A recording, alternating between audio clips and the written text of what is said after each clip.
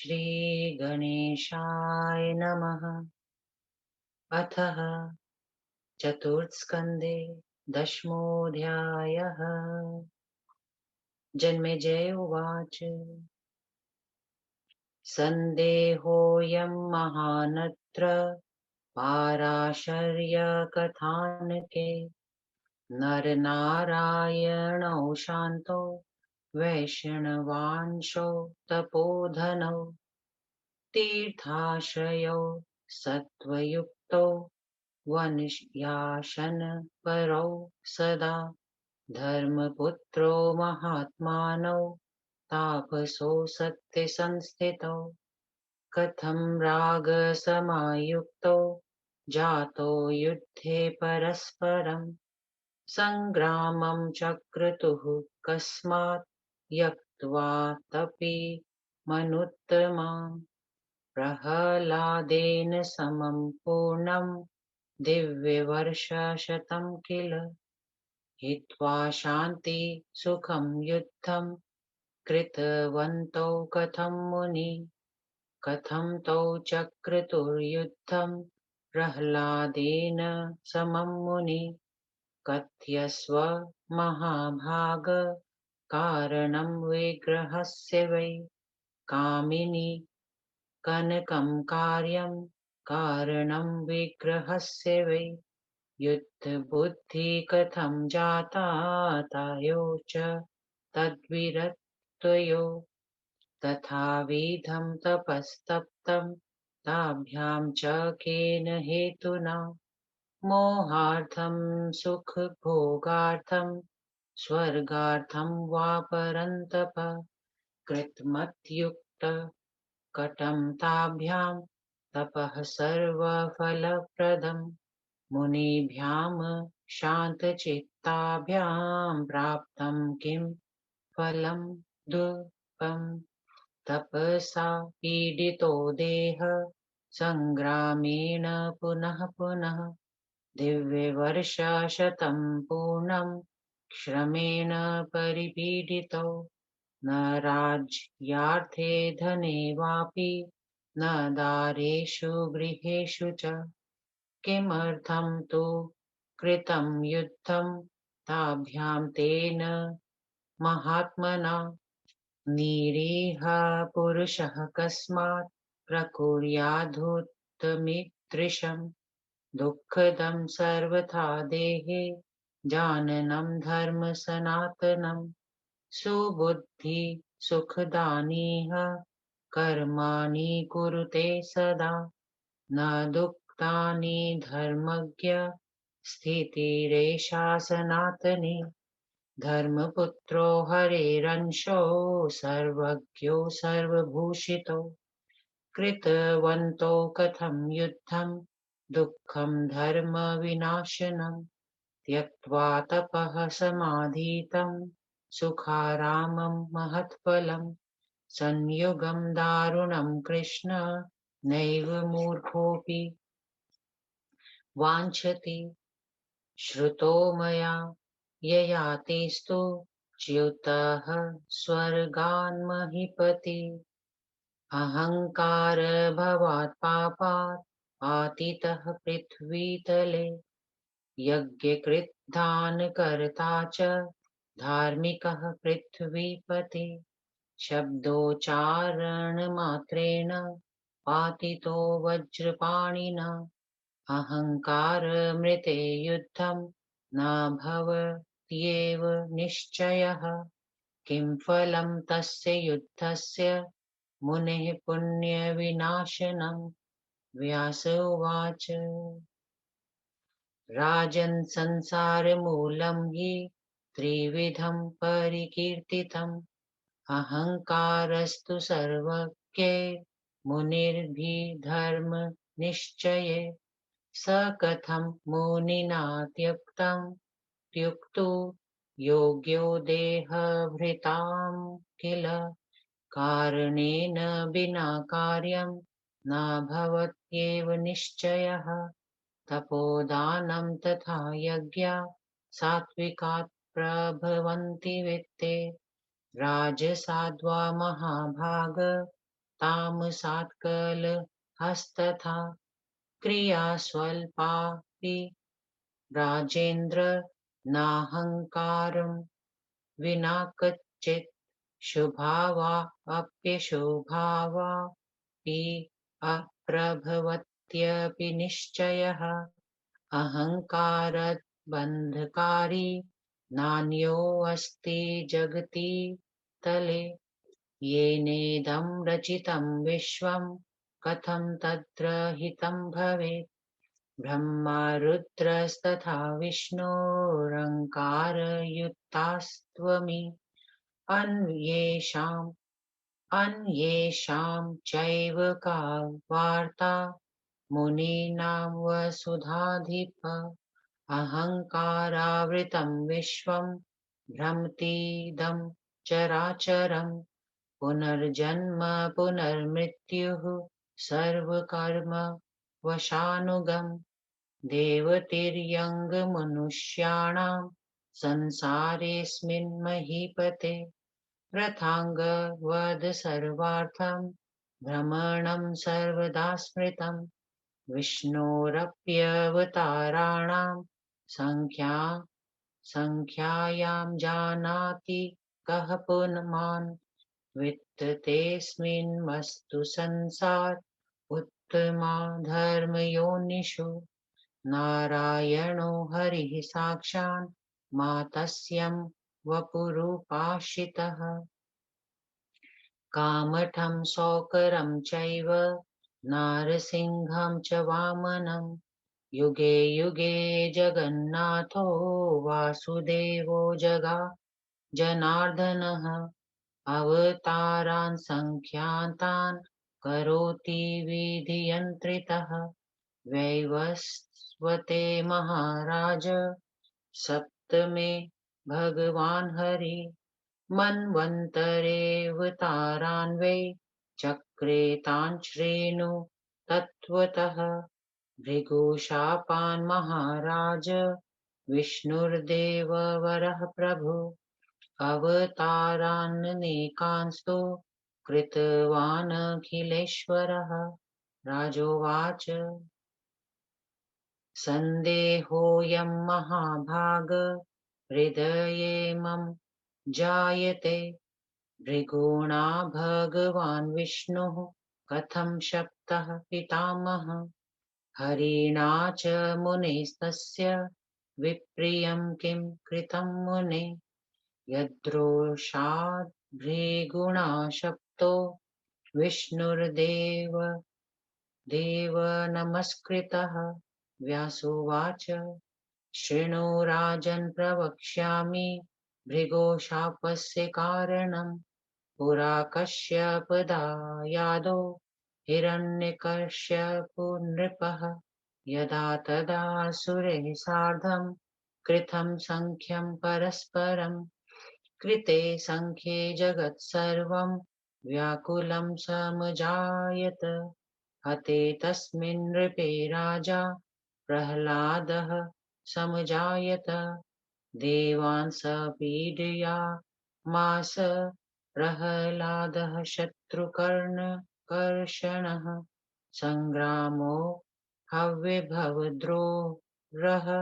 शक्रप्रह्लादयोस्तदा पूर्णं वर्षशतं राजन् लोकविस्मयकारणम् देवै युद्धं कृतं चोग्रं प्रह्लादस्तु पराजितः निर्वेदं परमं प्राप्तो ज्ञात्वा धर्मं सनातनं विरोचनसुतं राज्ये प्रतिष्ठाप्य बलिं नृप जगाम स तपस्तप्तुं पर्वते गन्धमादने प्राप्य राज्यं बलिः श्रीमान् सुरैर्वैरं चकारः ततः परस्परं युद्धं जातं परमदारुणं ततः सुरैर्जिता दैत्या इन्द्रेणामित तेजसा विष्णुना च सहायेन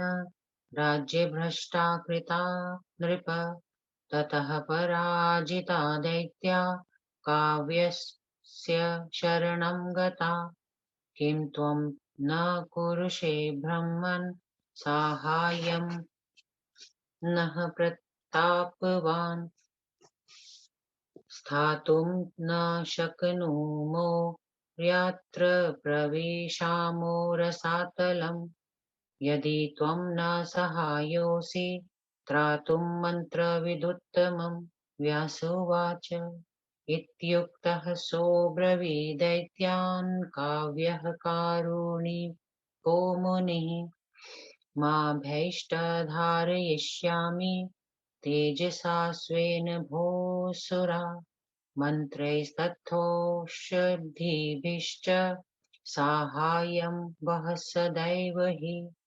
करिष्यामि कृतोत्साह भवन्तु विगतज्वरा व्यासुवाच ततस्ते निर्भया जाता दैत्याः काव्यस्य संश्रयात् ददै देवैः श्रुतस्तु वृत्तान्तः सर्वैश्चारमुखात् किल तत्र सम्मन्त्रयते देवाः शक्रेण च परस्परम् मन्त्रं चक्रुः सुसंविघ्नाः काव्यमन्त्रप्रभावतः योद्धुं गच्छामहे तूर्णं यावञ्चावयन्ति वै प्रसह्य हत्वाशिष्टास्तु पातालं प्रापयामहे दैत्यान् जगमुस्ततो देवाः संहृष्टाः शस्त्रपारायणः जगमुस्तान् विष्णुसहिता दानवान् हरिरोनिदादिता वध्यमानास्तु ते दैत्याः सन्त्रस्ता भयपीडिता काव्यस्य शरणं जग्मु रक्ष रक्षेति चाब्रुवन् तान् शुकः पीडितान् दृष्ट्वा देवै दैत्यान् महाबलान् मा भैष्टेति वचः प्राह मन्त्रोषधीबलाद् विभु दृष्ट्वा काव्यं सुराः सर्वे त्यक्त्वा तान् प्रययुः किल इति श्रीदेवी भागवते महापुराणे चतुर्थस्कन्धे देवासुरयुद्धनाम दशमोऽध्यायः। चतुर्थस्कन्धे 10वां अध्याय हिंदी अनुवाद। महर्षि भृगु का नारायण को शाप तथा देवासुर संग्राम में असुरों की पराजय। राजा जन्मेजय बोले, हे पराशर तन्ने व्यास जी, यह कथानक सुनकर मुझे यह बहुत बड़ा संशय हो रहा है कि नर नारायण शांत स्वभाव विष्णु के अंश से जायमान तथा पूर्ण तपस्वी थे। वे नित्य तीर्थ में रहते थे, सतोगुणी थे, वनैले फल फूल खाते थे, साक्षात धर्म के पुत्र थे। हे महात्मा तपस्वी तथा सत्यनिष्ठ थे। तब उनको ऐसा क्रोध क्यों हुआ कि जिससे वे रणभूमि में उतर गए और संसार की सर्वोत्तम वस्तु तपस्या को त्याग कर संग्राम करने लगे। उन मुनियों ने शांति सुख को ठुकरा कर दैत्यराज प्रहलाद के साथ पूरे 100 वर्ष तक युद्ध क्यों किया? उन महामुनि नर नारायण ने किस अभिप्राय से प्रहलाद के साथ वह लड़ाई लड़ी? हे महाभाग, आप मुझे उस युद्ध का कारण बतलाइए। प्रायः स्त्री धन तथा कोई कार्य विशेष ही युद्ध का कारण बनता है। तब उन विरक्त महापुरुषों के मन में युद्ध बुद्धि क्यों जागृत हुई? यदि उनके विचार ऐसे ही थे, तब उन्होंने इतनी कठोर तपस्या क्यों की? हे परंतप, वह तप उन्होंने किसी को मोहित करने, सुख भोगने अथवा स्वर्ग प्राप्त करने के लिए किया था। इसमें कोई संदेह नहीं कि उन्होंने सब फल देने वाली उत्कृष्ट तपस्या की थी। तब उन शांत प्रकृति मुनियों ने उससे कौन सा अद्भुत फल प्राप्त किया? हाँ, यही हुआ कि पहले तो उन्होंने तपस्या में देह सुखाई और बाद में संग्राम करके बार बार शरीर को काट गिराया। इस प्रकार पूरे 100 दिव्य वर्ष तक परिश्रम द्वारा शरीर को कष्ट देकर राज्य, धन, स्त्री तथा गृहस्थी किसी का सुख नहीं पाया। तब किस अभिलाषा की पूर्ति के लिए उन्होंने महात्मा प्रहलाद के साथ वह युद्ध किया? कोई निरीह पुरुष आखिर किस उद्देश्य से ऐसा युद्ध करेगा? वे इस सनातन धर्म को जानते थे कि संघर्ष से कष्ट मिलता है। अच्छी बुद्धि वाले लोग तो सदा सबके लिए सुखदायी कर्म ही करते हैं। हे धर्मज्ञ, यह परंपरा सदा से ही चली आ रही है कि भले लोग दुखदायक काम नहीं करते।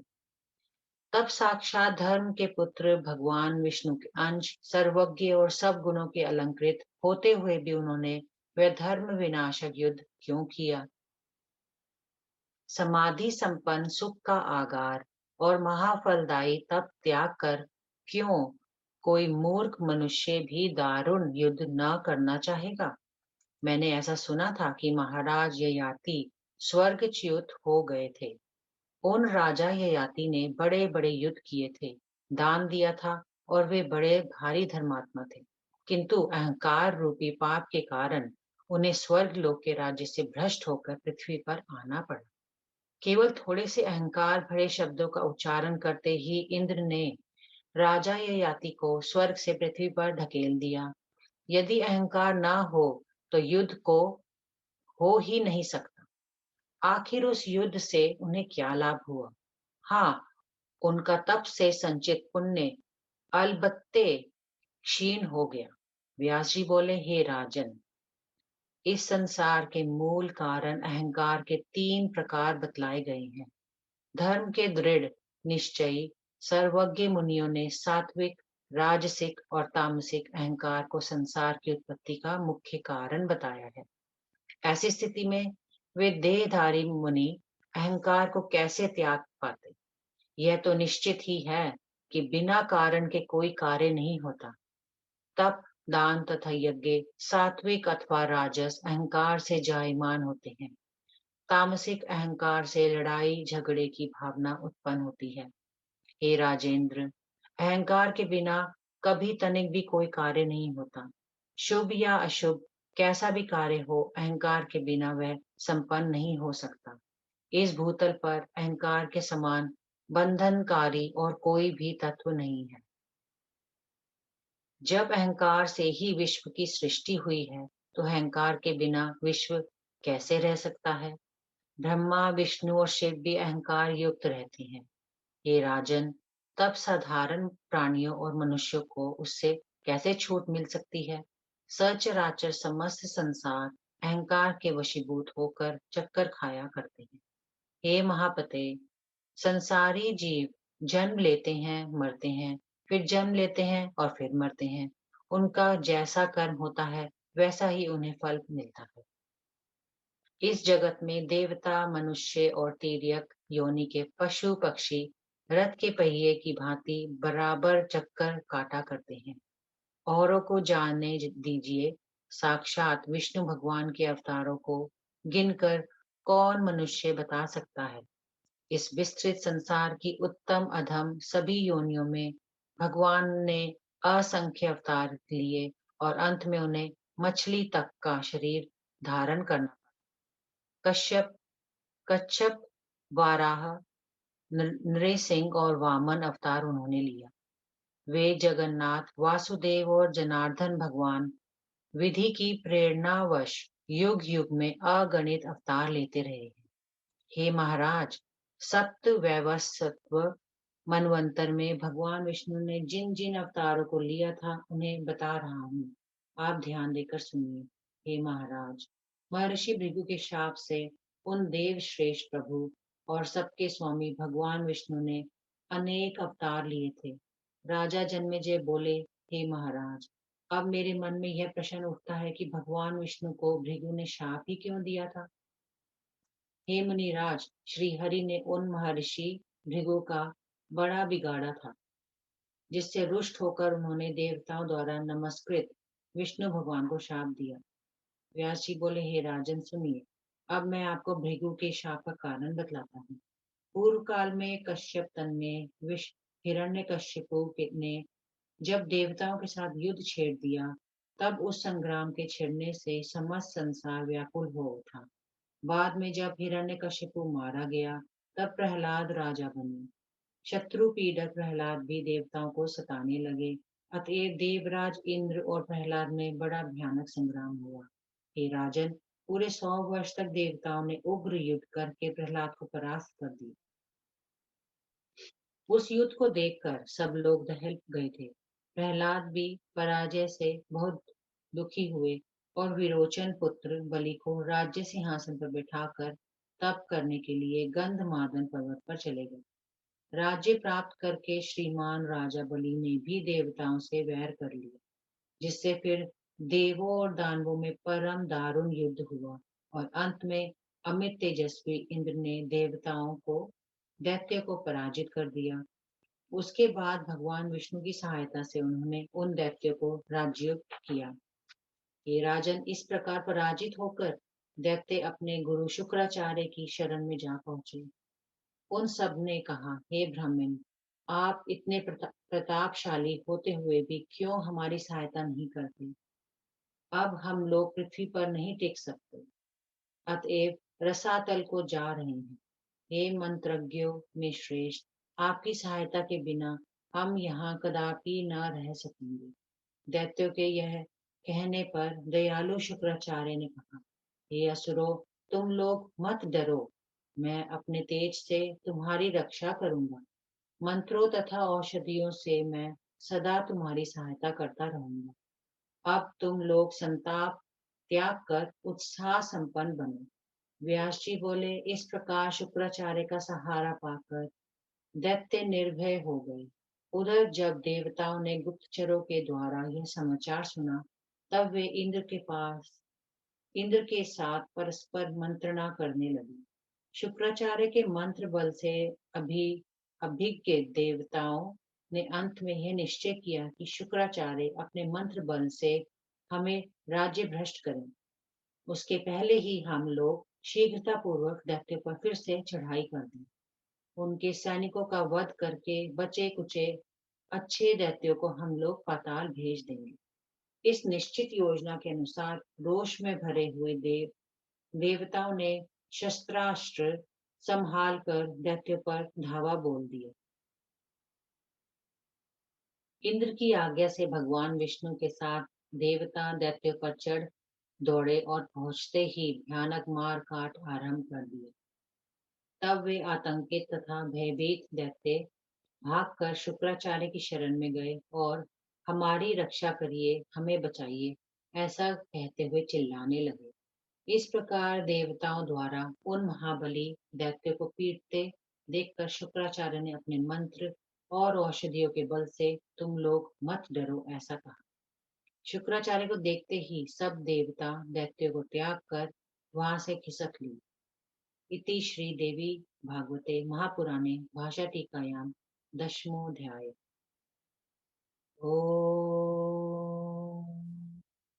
श्री दुर्गा देवी नमः।